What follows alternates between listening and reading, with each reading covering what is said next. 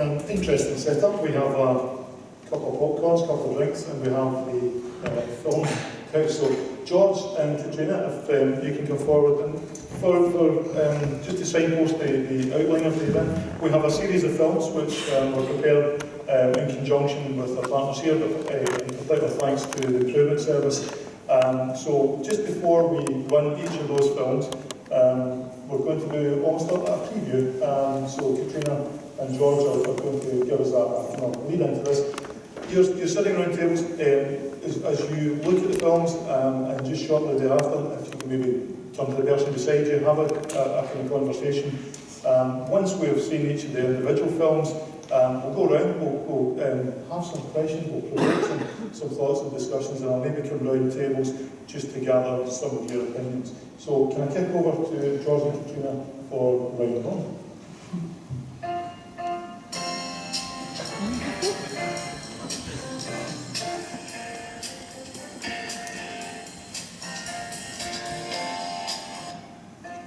Oh, Katrina, there's a world premiere of 4 short films just about to come up. The first one is on motivations. This is your first ever film review, as it is mine. So, would you like to give us a review about what you thought of the film before its premiered? Okay, yes. This first film is about motivations of volunteers, and my thinking of this type of film, it would be a type of romance or classic love story. This film shows the emotions behind their motivations and why they volunteer, and you get the feeling that there's a general positivity and happiness behind what they do. And I got, there was very upbeat feel to the film. There was a feeling of duty, but it didn't come across in an onerous way. It was much more of a sense of pride in what they did. I thought this was a great movie, as it gave hope and a feeling of a can-do attitude by people. A slight word of caution though, the perception given in this clip that you're going to see is that it's easy to volunteer.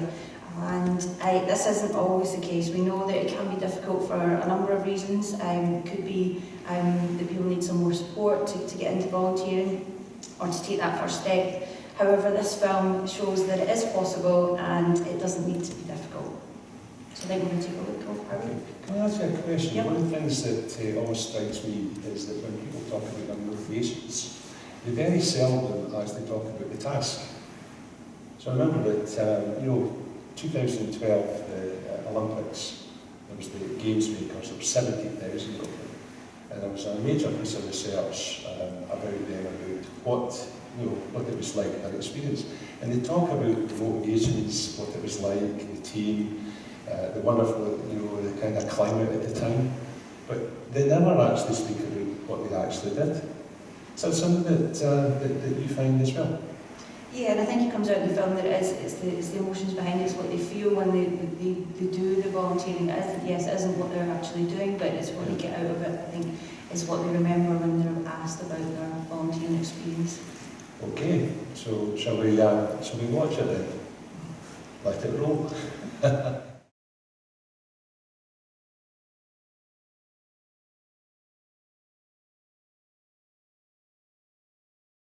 I think it's easy to become a volunteer.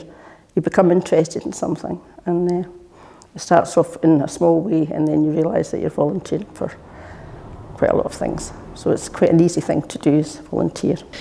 What we do is Michael Youth Buddies, and it's just about getting the children in the community to come and take part in different activities. I wanted to do things for the children in Michael. There is nothing for the children up there, so we just started off taking them at the park. The more the merrier. I have a long history of working in the public sector in different organisations, the health service, education, various services, and invariably people that work in the public sector are generally quite community orientated. I took my 6-year-old down for his induction night and got asked to stay and help because they were short-handed. And the rest, as they say, is history. I came in a couple of months ago and I did a cookery class with Beth, and she does one-to-one cookery classes, and I really enjoyed that and enjoyed mingling with the community that come in, and I thought I could give that back to them. So now I want to carry on doing that. So I had time, really had time, and I like helping. I think that's really the reason I started. It's actually very difficult not to volunteer, I think. Once you get involved in one area, it seems to have a knock-on effect onto other things. So, for example, I started off volunteering in the village hall in Ellen, and that led to the community council and led to various other things. So it's very easy to get into voluntary work. I was asked by the volunteer board of directors at Atlantis to help, and I thought that would be a fun thing to do. My children were at a stage of life where they were just getting a little bit older and they wanted to use play parks. There wasn't one, and I kind of thought that would be a good thing to be involved in. And like I say, blind optimism made me help by getting some of my friends on board, who stayed on board mostly, and we acquired a few more people as well along the way. And yeah, that's why I got involved in volunteering. It was just a simple wish for something to do for my kids. Okay, so how familiar with a lot of those stories? The motivation for people to become involved, how it happened. For some, they turned up one night, they were asked to help out, and 30 years later, everything's history, etc. So there's some really familiar motivations for people to become involved. So, can I ask Katrina and George, what would you want to ask members of our audience today? The idea is that we would just ask you, with your partner, with your neighbour, to have a chat just now about what, from the film, from what we've said, what action, what director's action would you like to see happen from that film? So if you just take 2 or 3 minutes just to have a chat with your neighbour, and then Cleveland will invite us to find out what sort of actions you think should happen from what you've seen, from what you've heard. Steven Spielberg, you're in control of what would be the next set of reels on this film. So what would be the next actions you'd want to see if you were in control of this film? You're the director. What would you want to see us take forward? What would it look like? So just looking for people to start the ball rolling. If they don't want to maybe come to the table or veering towards this table, can you tell me when your conversation got Craig? Thank you, Will. I kind of halted our conversation, so I've been pointed at feedback. I was just given some experience, and it kind of picks up on what Agnes was saying about working in the public sector, that currently I'm working within the public sector and have used that as an opportunity to develop opportunities for me to do volunteering through my personal development. And my manager, who's now just recently retired, Elaine Garman, agreed that within my role it would be useful for me to have some personal development to go and do some volunteering within youth service. So I'm currently volunteering within Route 81 Youth Centre, and I think that that's something, and this is maybe something that I turn to Cleveland and say that the NHS and the council as major employers can maybe make that commitment to say to our staff, if you have volunteering opportunities that you would like to be supported by your employer to engage in, then we will make that commitment to support you.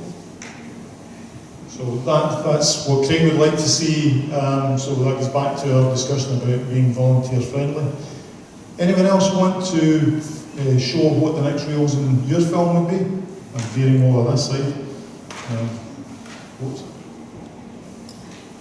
Hi, I'm Katrina's colleague from Argyll and Bute TSI, so I've got direct kind of experience of supporting people into volunteering and doing support for third sector organisations and individual volunteers in volunteer organisations. I wanted to pick up on something that the First Lady said about it was easy to get involved in volunteering. I think that doesn't actually necessarily reflect the experience that we have across Argyll and Bute. I think for that particular lady, a certain age, a certain class maybe, I think she maybe does feel it's easy to volunteer, but that's not the experience that we come across on a day-to-day basis. So when we're looking at motivations for people to volunteer, we were talking about channeling those motivations to the right place, because people have skills that they don't maybe recognise they can offer, and they need to be supported into volunteering. There are also people who maybe have skills in a professional capacity that they maybe think directly translate into volunteering, and that's not the case. Volunteer sector is different, and volunteering is different from a kind of professional role. So we were talking about the emphasis needs to come from the motivation of the person and the skills they have to what they can offer, rather than thinking there's a role here and we need to get someone to do that role. It's almost a sort of reverse scenario. So that gives you some clear steers there about volunteering is not one thing. People's motivations or skill sets, what they can get back from volunteering can be a wide variety. We need to create the circumstances so that people can access something that's suitable for them and take away barriers for them to participate. Can I take one more contribution? Is there another table? Because this table is getting a gold star so far. I'll just pass it on. Hi, Gareth Atkins from Healthcare Improvement Scotland.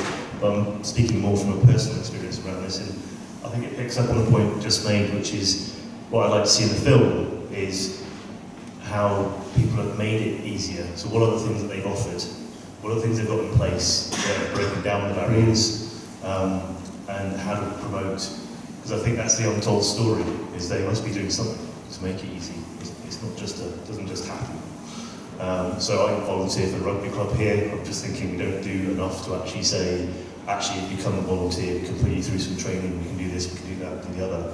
That might be the barriers stopping people actually going, well actually I could do that. So there's fear that might be stopping people from participating. So that's what I'd like to see a bit more in the film, is what are the things that people have done, or could do, that others can learn from in terms of breaking down those barriers. We know it's an issue, but that's definitely people have done something to address it, so that's what I'd like to see in the film. Can I make a point on that? Thanks so much for that. I think that your own experience there tells you the common experience, which is that we are asked by somebody that we know, in a context that's meaningful to you.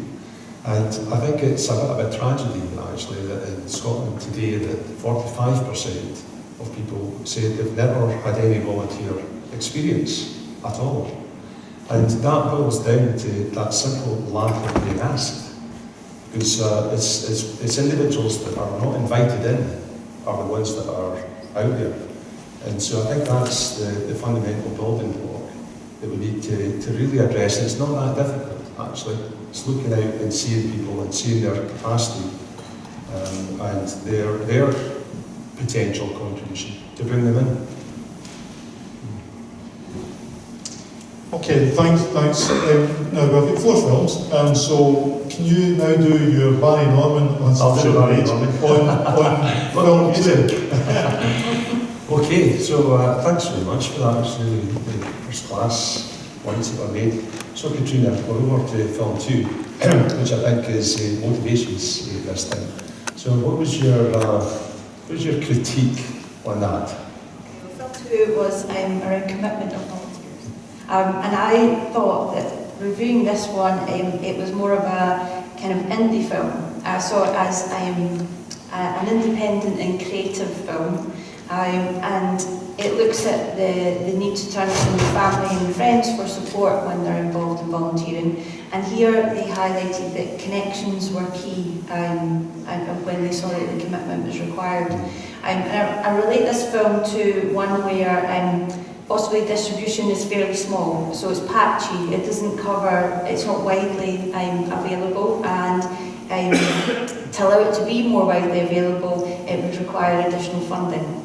So there's a more serious tone to this film, and it also highlights the importance of word of mouth. I would expect that the casting of this film would require word of mouth to find people to take part and to find something to get people involved. It was a good movie because it raised important points around involvement and inclusion. And on I suppose a slightly negative note, there was an element of fear in the film of being unable to leave once you're committed. So we know that we've talked about volunteer burnout, and once you put your hand up and said you're involved, then you're involved forever. So it's important to see that more people getting involved in something may reduce that sense of burden that people feel, so that it doesn't always land on the wrong person. So that was my film review. I think that really helps a lot, actually.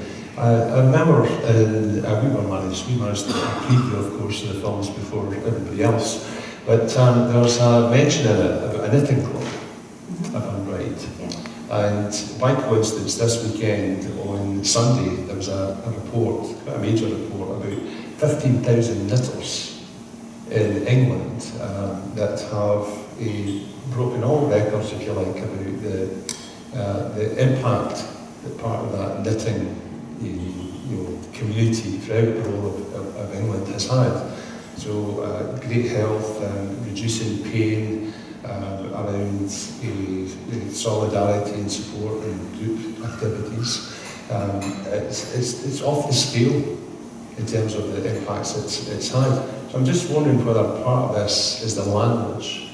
We have to sort of turn around away from this notion of wordiness and a commitment to be an unsung hero, that kind of language that we've had for, I think, far too long, but into the language of upliftingness that those knitters have been experiencing. What do you think?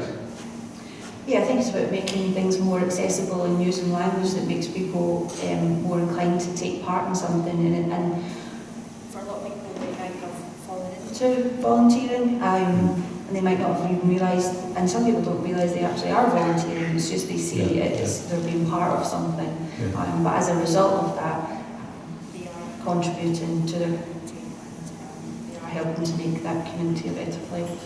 Yeah. Would you mind if I spring on you a pub quiz question, which is that we've been looking at the Scottish Household Survey and working out how many people are involved in volunteering, what kind of volunteering. So, what percentage of the adult population in Scotland today is involved in a sort of recognised formal role? Right, no pressure. I'm actually a pub quiz tonight, so if you ask that question, I'll be pleased. I think it's probably quite low, but I would still guess around about the 10%. 10%. It's 2.5%. Okay. What about that one? No, you're entitled to 10% is what I would have said myself, actually. It's only 2.5%. And it's only 10% of all volunteering. So of the 1.2 million volunteers in Scotland today, 90% of them are involved in knitting and various other social activities, relationships, which these films show very, very clearly. Relationship activities. Of course you need the formal roles and people that are in coordinations and coordinating groups and taking on coaching and various things. Of course we need that. I just think that it's vital for us to have a vision and a picture which is about community building and relationships first, upon which the asks are made, to then come in and be the coach and the club or whatever. But we have to have the connections first. And the more we look at the formal side, the less chance we've got of growth. Because even if we doubled the numbers, you're still only talking 5%. So the greatest potential for growth, I think, and that's why these films are really important, is that social connectedness, I think, is where we have to go. Do you agree? Yeah. We've said enough, let's look at it. So, getting into the lingo here, roll VT. We've got a really good core of volunteers that they come faithfully, they serve month in, month out, day in, day out. So, and one of the things we do is we try and treat our volunteers. We've got a volunteer support grant for the last 2 years, and with some of that, we take them to the Oban Bay Hotel for afternoon tea, or we went out the other day for fish and chips. Social isolation and loneliness is it's a flavour of the year, I think. So quite often after Christmas we get a lot of interest because people have got New Year resolutions and they want to come and help. But a lot of how we get volunteers is really by word of mouth, and often volunteers begat other volunteers, so that's good. Yeah. One of our volunteers loves knitting, so she said, I'll start a knitting club. So on a Wednesday we have a knitting club. And that obviously helps her to want to stay involved, because her ideas are being involved in the whole running of the project. But equally it means that people can, like all their skills can be used, which I think is really important. I think this is a pretty good start on what's going on here and what's going on doing village tubs and clearing out local areas that have become overgrown and trying to turn them back into a sort of nicer environment. And that has literally only happened in the last few years. Before we came here, there'd been a burst of activity of things happening, but it was almost like it was a capex, a capital expenditure, do it and forget it. There seemed to be no ongoing commitment, both financial and in voluntary terms, to keeping up on those things. And I think that's what it's looking like now, that there's a greater commitment by people to try and keep things going, rather than just a one-off doing something and then thinking somebody else will look after it. For such a small community like Argyll and Bute, even Helensburgh, the islands, these voluntary organisations are a big, big help to people.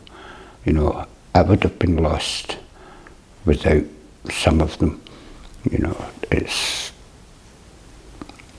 my confidence has went through the roof. I mean, a year, 2 years ago, I wouldn't even be sitting here, because I wouldn't talk to anybody, But the voluntary services that I've started working with now has pulled me out myself, Even though I've been doing voluntary work for a while, I would just go and do it and get out. But my confidence now has just went through the roof, and I couldn't have done it without help, Really powerful example of it's an exchange of benefits. It's not a one-sided route. So we're about to get into the same sessions. If people can engage with others on the table, you're the director. What would you like to see the next scenes represent? What are the messages you would like us to try and create for you? And again, if it could take maybe 3 or 4 minutes, and then we'll go back around the tables. The table in the centre are sitting really smug because they think they've done their bit, but I'm kind of contrary, so don't rest easy in their laurels. Thank you. So some of the themes we're kind of familiar there, just to keep the film kind of analogies going. So The Godfather, just when they thought you were out, they pull you back in. That's a very familiar position and represented on film. So once volunteering gets into your blood, it seems to stay in your blood. So can I just look for contributions? Is there any thoughts? I'm veering up towards the back of the room. Or there's somebody looking as if they might have something to contribute. What would the next reels be? Elsa, you? The next reels in that film. How would you direct that? I think from the discussion we were having here, it seemed apparent that the public sector, particularly in the Ayrshires, both in NHS and councils, had taken quite a critical strategic role in supporting volunteering and coordinating it with staff resource accordingly. That's perhaps something that's lacking in other areas at that strategic level, and also at that kind of hands-on, operational, practical level to reinforce that and make it happen.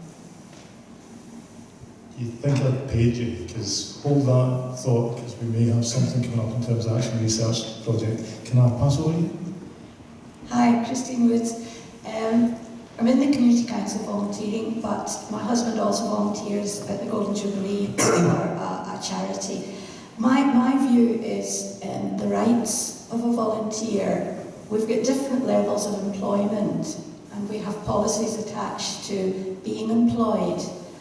But a volunteer, according to where you're volunteering, they don't have any rights. In that, if you're, as I say, if your personality's placid and you work with a group, that's fine. But in certain groups, if you ruffle the feathers of the agency, there is a clause in some volunteers' work areas that if their face doesn't fit, then they're out. So I think we also have within this area a very strong group for putting in volunteering, but you've also got all the groups. I mean, the Community Council's got a website with multitudes of groups that involve volunteers. There's no coordination. All I would suggest that if you're going to move forward volunteering, that we have some kind of strategy where you recognise tiers of volunteering, their rights. Some volunteers get expenses, some don't get expenses, some ask for expenses, some don't ask for expenses. So there's a multitude of approaches to volunteering, and maybe something that could come out of this is some kind of volunteering strategy that can overrule all the groups in the area. So that's some good things. So the strategy, it comes back to the points we had about valuing volunteers and respecting their rights and being clear from the outset the role that they would perform. So that's good. I don't know if there's an expression, a real thing about, I don't know if this is a real expression or I've just made this one up, but table shaming. So this team just genuinely look as if they're table shaming. So I'll maybe ask for one other contribution from another table before we move to film number 3. I'm getting drawn towards this big table over here. Is there anyone who would want to share some of your conversation? Our discussion was really about your figure and what that counted, what that did count. So, for example, in a sports club, are the committee volunteers, are the coaches volunteers, are the players volunteers? We don't know what those figures mean.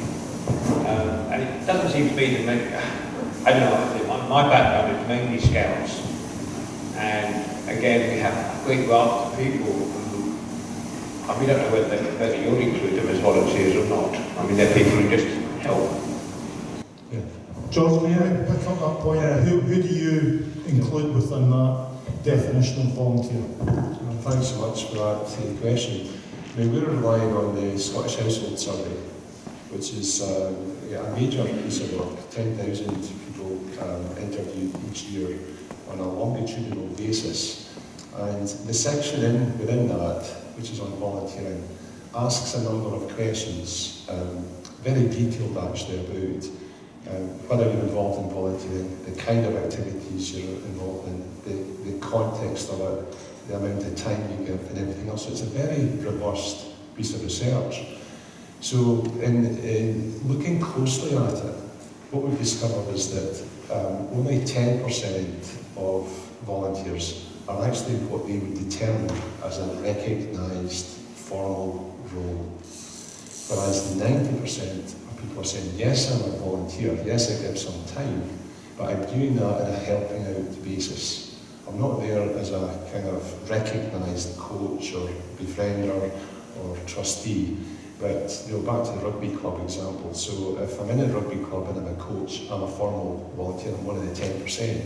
But if I come along every Saturday and I help to set things up, or just do a little bit of helping maybe some of the ball work, but not a coach, I'm helping out. I might help out in a variety of different ways. And I think this is really critical for us. It goes back to the question about rights.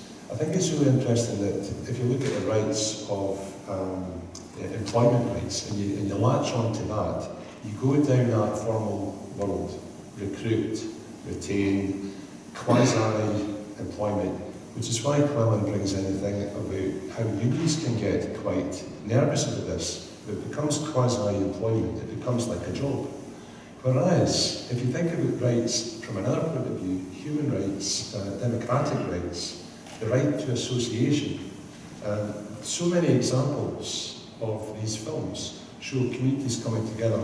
They don't need any rights, they have already got those rights to come together and do things that make sense.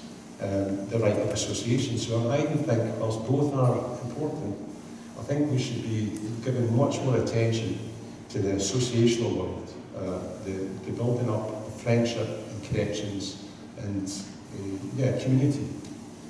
So we're starting to see a broader theme emerging, which is around community cohesion, community connections, rather than the badge that says I'm a volunteer. So a much broader definition, and when you capture that in a much broader definition, then you start to involve and include a much wider variety of people. So just to keep us pushing on to time, so we'll get number 3. So Katrina and George, can you do your preview of number 3? Thank you. So moving on to film number 3, and this is looking at communities and the public sector.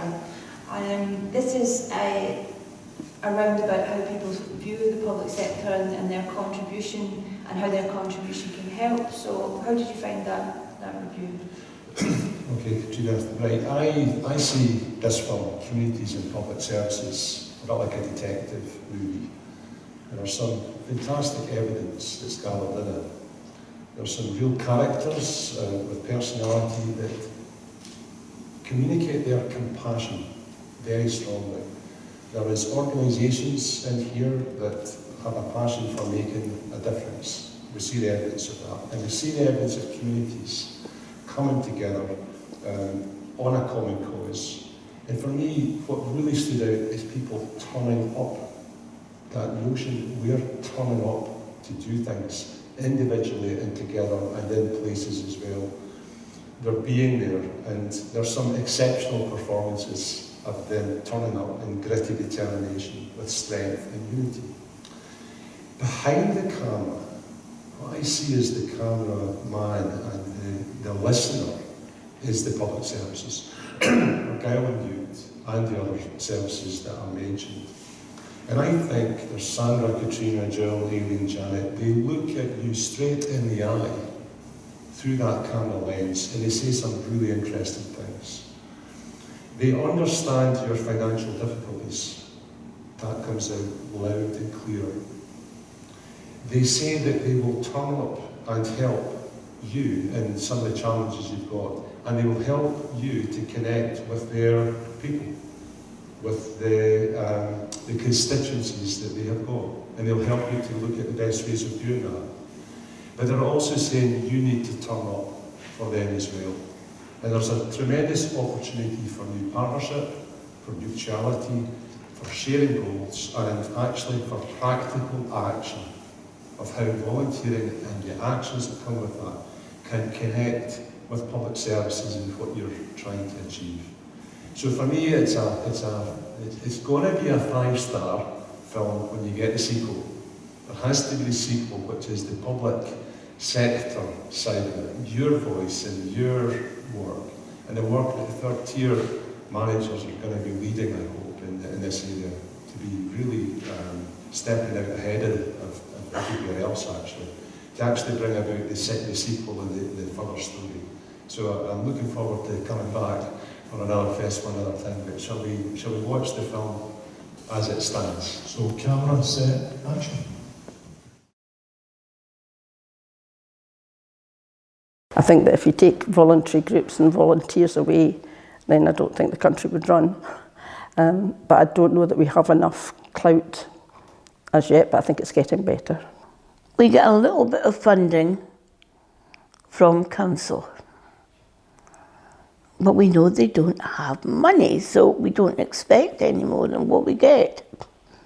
Big public meetings can be really quite off-putting for people, especially if they've got mental health problems or if they have problems with childcare or something like that. So I think sort of smaller focus groups or smaller spaces in which people can have the opportunity to come and make their voice heard, but also that follow-up, the sort of sense of something that I've said or something that I know is happening in my community has then been acted upon, and what's been the consequence of my involvement with it.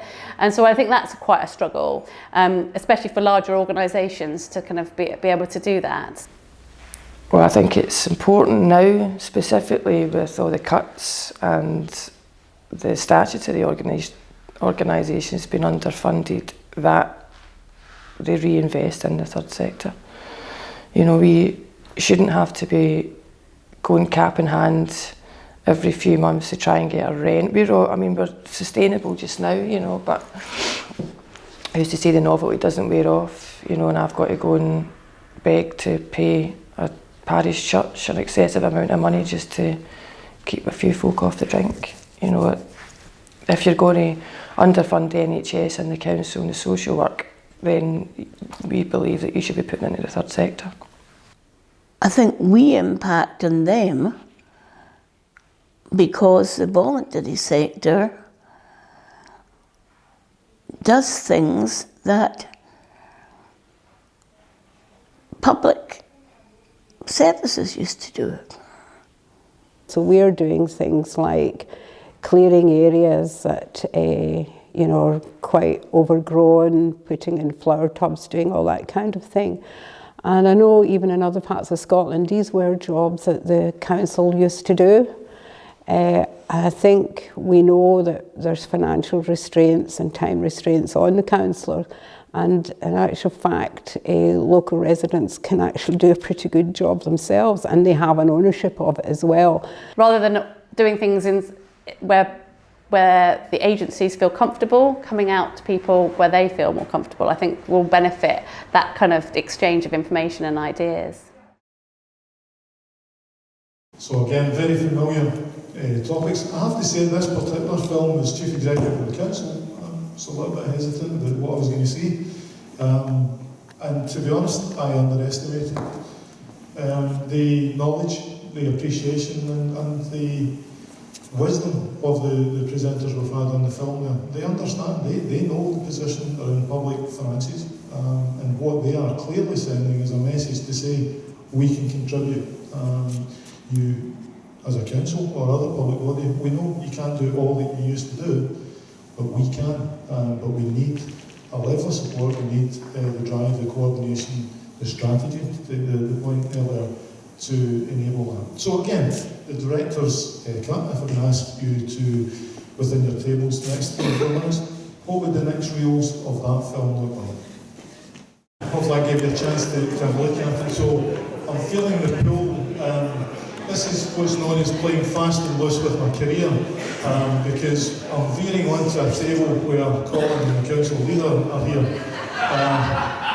I'm maybe asking for a summary from this particular table. So is there anyone who would feel confident to give that feedback?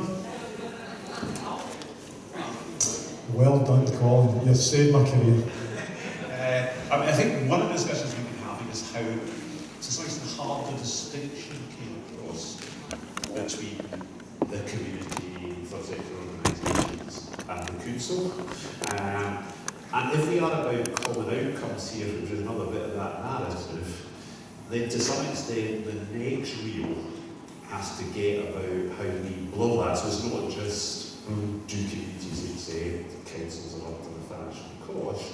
It is, are we collectively therefore going to use resources both within the council and within the community completely differently in response to that? So it's not about how do you get communities and volunteers in, it's partly that. It's also how does the council stop, I think that kind of includes barrier rights, we're also sympathise with your resource problems. But you still have, by NMP standards, bigger resources than anybody else in the areas that be able to mobilise readily. So it is always blurring that quite hard-sided distinction between the state and the public sector. And if the outcomes are in common, then it is about how do we use capacities together would be the next rule for me to create sustainability. So there's some messages there about shared destinies, and using common assets, etc. So if I can take this comment here, and then was there another hand up as well? Picking up on that point, we were just talking, putting it concrete to take education as being an example, and sports. So we know that there's statutory provision of PE in schools, and we'd expect our teachers and our councils to be providing that as a community. But we know there's not that much extracurricular activity, for example.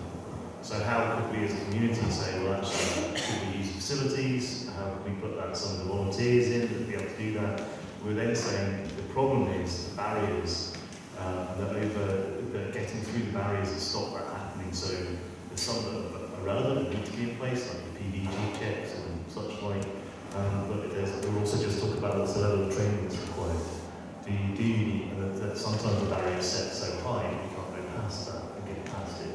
So those are the sorts of conversations we're having here about actually the tangible things about what should be delivered by public services and what as a community we expect versus what could we do collectively to fill the gaps that could be done by volunteering and third sector with just a little bit more help. Okay, that's really helpful. So that's coming at a community assets approach, and same thing would apply to council, but when I looked at the talk with Parish Church and having to go out a big involved to get into it, I'm thinking to myself, what else would that hall be used for at that time if it wasn't being used for that particular purpose? And the same thing would apply to everybody who owns those assets. So I'll take two more. I've got some from the very articulated table in the centre. Hi, my name is Jennifer Kerr, and I work in Cross on our TSI, and I've worked in a volunteer centre for 15 years, and not once have I ever seen anyone come in and say, I'd like to help public services. Not once. I've had people come in and say, I'd like to deal with the issue of a sports club needing more help, or I'd like to support my children to be involved in activities, or I'd like to deal with litter in our community. Which kind of got me thinking and really struck me in that video about who's about the sense of ownership of these problems. Is this about us as public service organisations and working with communities, or is this about communities working in class? Does it really matter? This is everyone's problem, and we really describe those issues very differently than a community member or a volunteer would. And we approach them differently with different motivations than a community member or a volunteer does. And having been in both those worlds, I see that a lot. So for me, it's about the language of how we describe it to encourage people to come together and work together around those what we call joint outcomes, what they call cleaning up their neighbourhood. So I think if we continue to say this is our responsibility, it's our cost, there's then a potential to blame as well. If we use language and create opportunities that are about joint working and working together, and we use a community-led language, we might actually find that we can get a little bit further. Thank you for that. Thanks again. Good point. So you'll get a real stitch together of a lot of these comments, because this comes back to shared language, a shared strategy, and a shared approach, and using it from a bottom-up community-based level. Agnes, would you want to do the last one? We were discussing in terms of what we next want to see, or say we were discussing. I was probably doing most of the talking, unfortunately. But really it's about the difference that is being made in communities, for me would be the next bit.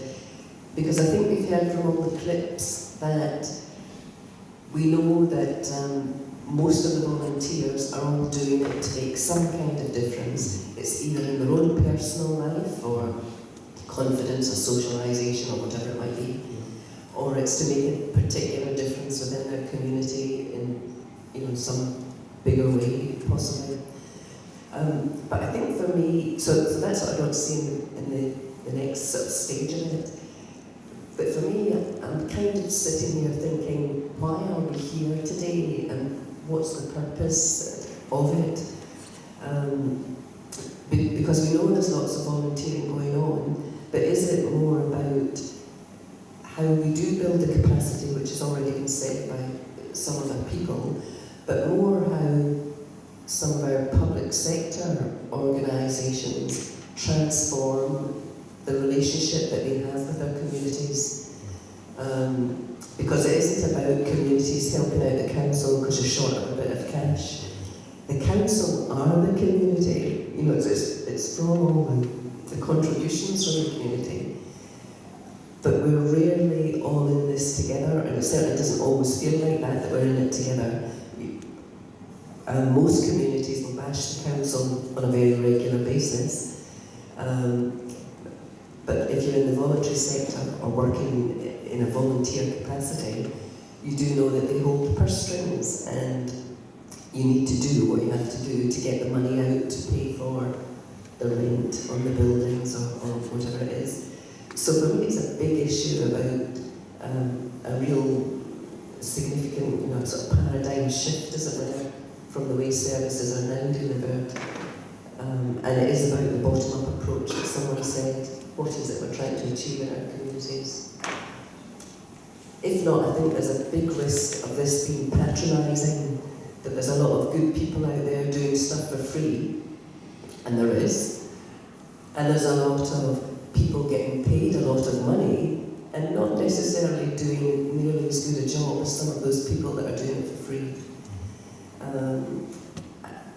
Yeah, so big shift. Thanks, Agnes. Katrina? Yeah, I was just going to finish on one more point that struck me in that film was that there was a clearly an understanding from those that spoke about the diminishing budgets and the fact that the council couldn't do everything. But I don't get the impression that the wider community does always understand the restrictions or the limitations, and actually we need to do better at bringing our community's knowledge up a bit if we are going to look at working together, and that does include the language. But it's clear that some people are already getting that message, and then how do we work with those to help spread that message? Because the more word that we can get out there about how communities can work together on a much more level playing field, the better going forward. So, because of a little technical wobble at the beginning, we're running a wee bit behind, so maybe a short intro to Film 4. Okay, we're on to Film 4, which is the impact. And over to you, George, you reviewed this one. Well, thanks, Katrina. I see this film as a political drama. It's a multi-layered plot, and it appeals to my head and heart. On the surface layer of wonderful characters, you'll see, who tell an uplifting, feel-good story about the changes and impacts they bring about. Recovering addicts, meals and food parcels being provided for people in need, overcoming social isolation, community building through hubs. There's a human spirit, community spirit combined into a sort of solidarity, and it's not to be missed. Under the surface, there's a deeper layer of political intrigue. The human cost of benefits sanctions, the system which is bringing about the hardship in the first place. And I make the link to a wonderful film by Ken Loach, I, Daniel Blake. I would highly recommend that if you haven't seen it. It tells that story. Also to see witness from Imogen McLeod and the importance of young people's voice. Here we are in the year of young people, 2018. But that's a reminder that volunteering is also about democratic participation, about changing the world, about decision making. A wee aside that I was sitting in 11 Downing Street many years ago, and Gordon Brown had brought us all in to look at the wonders of volunteer increasing in the UK. My colleague said he didn't have the heart to say it to Gordon Brown, but the reason for the increase was the anti-war protest movements against Iraq, against the war in Iraq at the time. That's what had put the figures all up. That's another, I mean, that's when you look at United Nations definition of volunteering, it includes democratic engagement, advocacy, campaigning. So, and to hear Jill Hutton from the GURBS Up project, the politics of involving the beneficiaries in directly running the cafe and not just being patronised, if you like, to be the ones that are solely to be looked after. I think that's really important.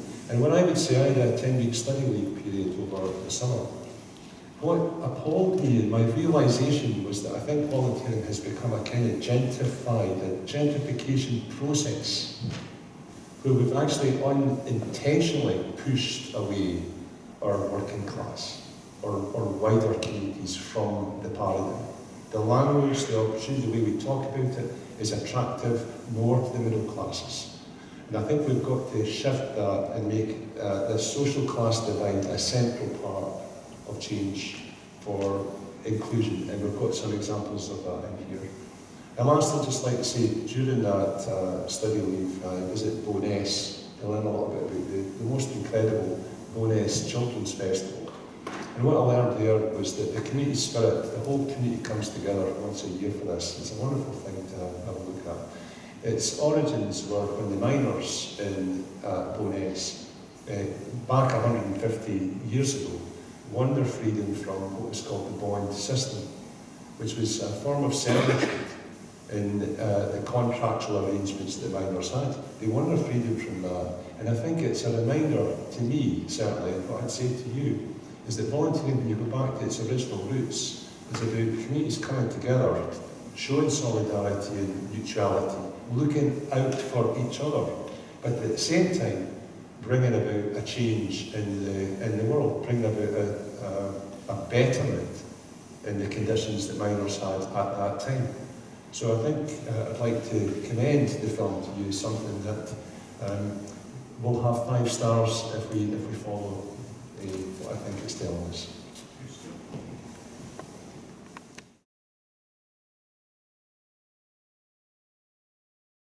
We used to have a little shop in the centre, and it's sadly gone now. And we found that our residents didn't hear that somebody had died for 4 months or something, or people were lonely, and we just thought about bringing initially Blairmore together just once a week to sit and have coffee and have a chat. And then we decided that why just stick to Blairmore, let's spread it out. So we call it the Shore Community Hub, and everybody from Ardentini right down to Kilman comes along. We're a cafe, and the people who work in it are in recovery from either mental health or addictions. Hopefully we'll be offering training. We're trying to arrange days away and stuff like that as well. But at the moment, a Friday, we do a 3-course meal. It's a space where if people are struggling financially, they can come and it's with no judgment whatsoever. People just come in and they can get food. We provide 2 meals a day, Monday and Tuesday and Wednesday, and 1 meal on a Thursday and Friday. But we also provide people with food that they can take away with them. So we do about 38 food parcels a month, so people can come in and they can feed their family with, if they're having benefit sanctions, or if they've got issues with other bills that have come in that are unexpected, that this is a sort of safety net for people. So I think that's been a big impact on the community. I do a number of volunteering. I help at the youth forum, I help in girl guiding, and I'm an honorary member of the community council in Helensburgh and Lomond. People now have made friends in Ardentini and Kilman because everywhere's linear along here, so people didn't see each other. So we've just created a spot for that to happen. And I think it has spread a lot where our community organisations are working together because our communities are working together. I think my community can sometimes be a bit secluded, and aren't always open to young people doing stuff. They can be a bit frightened of us. But I think with the volunteering that we're all doing, they're kind of shedding a new light on what we do. Because obviously there's quite a negative image of young people in Helensburgh. Two of our volunteers were in the psychiatric hospital about a dozen times each the year previous. They've not been in hospital since, starting at Grubs Up. And one of our volunteers has completely stopped drinking. One's entered a methadone programme, and the other ones are no longer harmful drinking. They still have a drink, but there's no the added consequences of police or stuff like that. So for our volunteers, it would be catastrophic, I think. They really live for coming in on a Friday. They have to be sober, they have to be motivated, they have the responsibility of, doing the shopping throughout the week. I think what we've seen over the matinee that we've just seen in the contributions is starting to pull some of those next reels, the next stages of the story. There's some bits we need to reflect on, so that what we take forward as kind of partners in Argyll and Bute and elsewhere in Scotland actually starts to reflect some of the comments we've heard. So before I move on to the next session, can I thank very much to George and Katrina, and I was showing the age when it was Barry Norman. Is it now Claudia Wincombe that does the film 2018? But if we can show an appreciation of George. Thank you very much.